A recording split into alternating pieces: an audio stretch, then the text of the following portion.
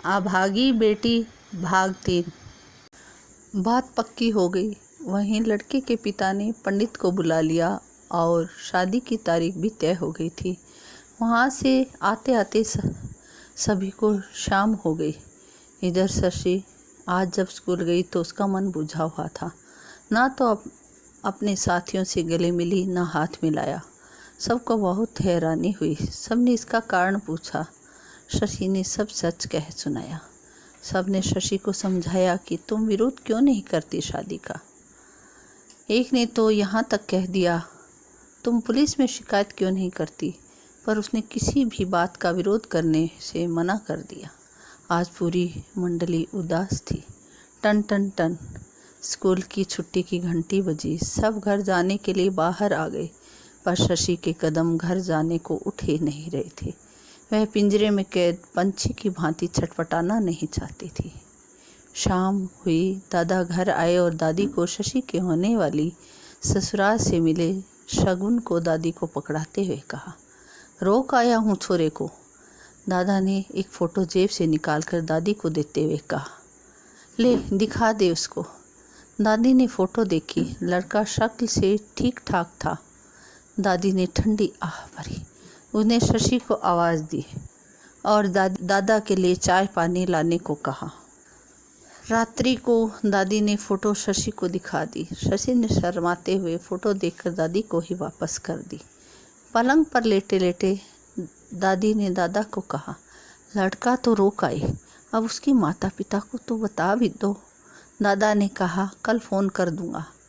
सुबह चिड़ियों की चहचहाहट से शशि के जीवन में नया सूर्योदय होने वाला था। तभी फ़ोन की घंटी ट्रन ट्रन की आवाज़ से गूंज उठी। शशि ने ही फ़ोन उठाया। उधर शशि के पापा ही बोल रहे थे। शशि ने प्रणाम कर माँ और भाई बहनों का हालचाल पूछा। शशि के पापा ने कहा, सब ठीक है। और वहाँ सब कैसे हैं? शशि ने कहा, यहाँ भी सब ठीक हैं। पापा ने दादाजी से बात करने की इच्छा जताई।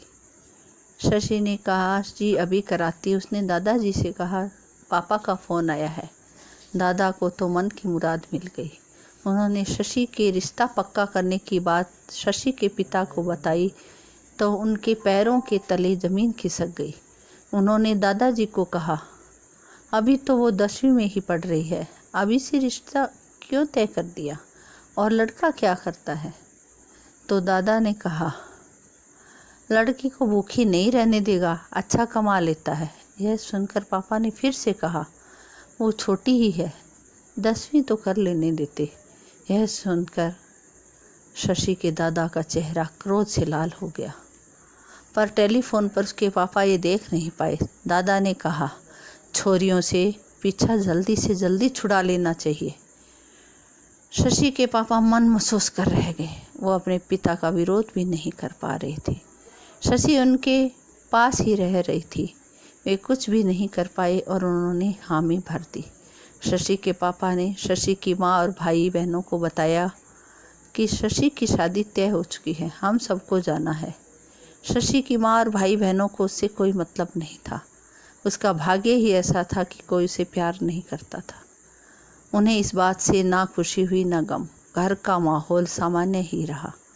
दादाजी से बात करने के बाद दादी ने भी शशि के पिता से बात की। उन्होंने बताया कि वो इस रिश्ते से खुश नहीं है, पर वह कर भी क्या सकती थी।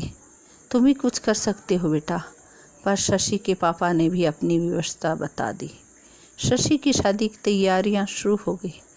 दादी शशि के लिए कुछ साड़ियाँ बाजार से लाई, कुछ शशि की पसंद की अपने पास से निकाली।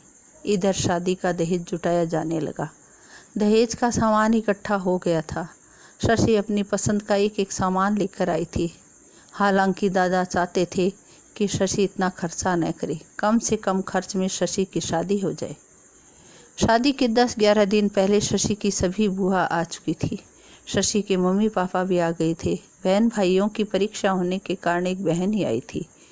बुआओं के चेहरे पर शशि के लिए घृणित भाव साफ नजर आ रहा था। वो दादी को बार बार सिखा रही थी, वो शशि की शादी क्यों कर रहे हो, और लड़का अपने जवाइयों से तो अच्छा नहीं देखा ना पिताजी ने, अगर ऐसा हुआ तो हम उन्हें जीने नहीं देंगे। बात उड़ती उड़ती दादा के पास पहुंची। वो बैठक से उठकर घर के अंदर आए। उन्होंने साफ शब्दों में बुआ को कहा, तुम मेरी बेटियां हो, तुमसे अच्छा वर क्या मैं ढूंढ सकता हूँ? और कुटिल व तिरछी निगाहों से शशि को देखा। शशि ने मुट्ठी कस कर भींच ली, पर वो कुछ भी नहीं बोली। शादी का दिन नज़दीक आता जा रहा था। 3 दिन शेष बचे थे। आज शशि का बान बैठना था। बान के लिए पाटे पर शशि बैठी थी। हल्दी जौ के आटे से उबटन तैयार कर लिया। तेल चढ़ाने की रस्म हुई। हल्दी लगाई गई। गणेश जी की पूजा हुई। उबटन लगाया और गणेश जी को नहलाया गया। शशि को भी नहलाया धुलाया गया। नहा धोकर शशि फिर पाटे पर आ बैठी। आरती के लिए छोटी बुआ को कहा गया। हमारे भारतीय समाज में ये बहुत ही शुभ शगुन का काम होता है। छोटी बुआ ने आरती की तैयारी तो कर ली, पर बेमन से। दादी ने समझाया भी कि अपना चेहरा सुधार ले, शुभ शकुन के काम में गुस्सा नहीं करते, पर बुआ चंडालनी थी। दादी के ऐसा कहते ही उसने आरती का थाल फेंक कर मारा। शशि का दिल ये देखकर बैठ गया। आप शगुन की आशंका से उसके दिल में घबराहट होने लगी। उसकी आंखें भर आई, होठ थरथरा उठे और सिसकियां बाहर आने लगी। दादी ने उसके सिर पर हाथ फिराया और बोली, बेटा चिंता मत कर, तेरी बुआ से गलती से थाल छूट गया। आसपास की औरतें शशि को कोसने लगी। इसी का स्वभाव खराब है, वरना बुआ ऐसा व्यवहार क्यों करती? बुआ यह सुनकर शशि को खा जाने वाली निगाहों से देखने लगी, जैसे सब गलती उसी की हो। शादी का दिन आया। घर में शशि की शादी का किसी को कोई खास उत्साह किसी के भी मन में न था। जैसे तैसे शादी को करना था या कहीं शशि से पीछा छुड़ाना था। ये सुनहरा अवसर दादा को मिला हुआ था। शादी के लिए दूल्हा जब द्वार के तोरण पर आया तो दूल्हे की हरकतें देखकर दादी दुखी हो उठी, क्योंकि दूल्हे को ना तो ढंग से बोलना आ रहा था, ना ही सभ्य इंसानों जैसा व्यवहार था। पर अब कुछ भी नहीं हो सकता था। भाग्य का लिखा कोई नहीं टाल सकता। शशि की शादी होगी।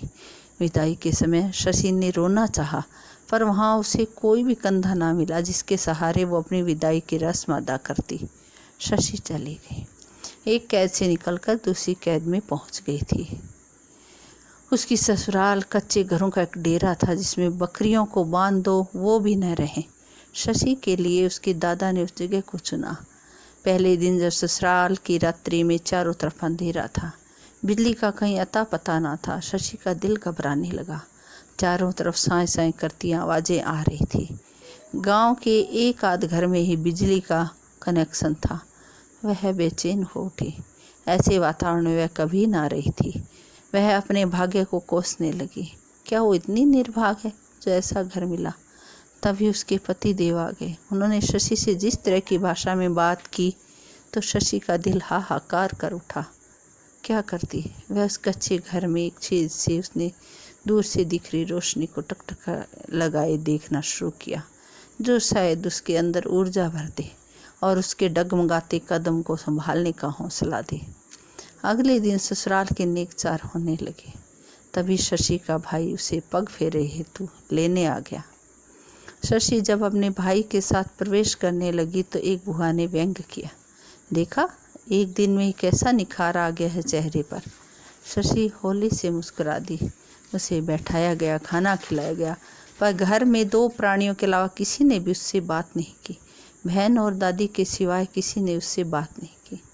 अगले दिन शशि के पति उसे लेने आ गए।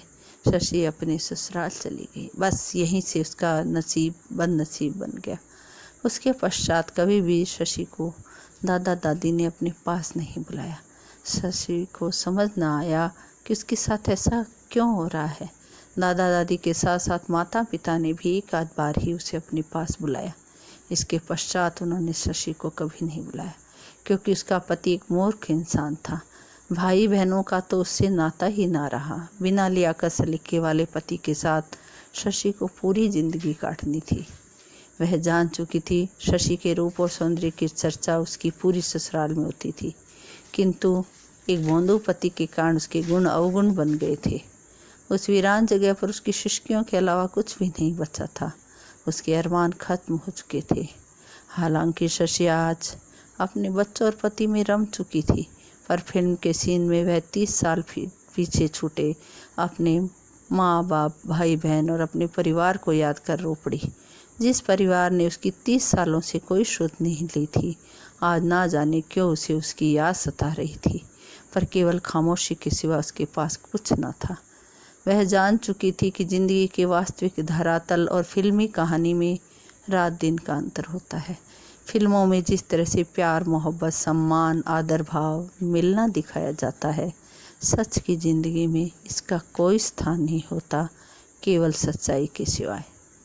उसकी पथराई आँखें आज भी अपनों को तलाश रही हैं, जो कभी उन्हें अपना कहकर पुकारेंगे।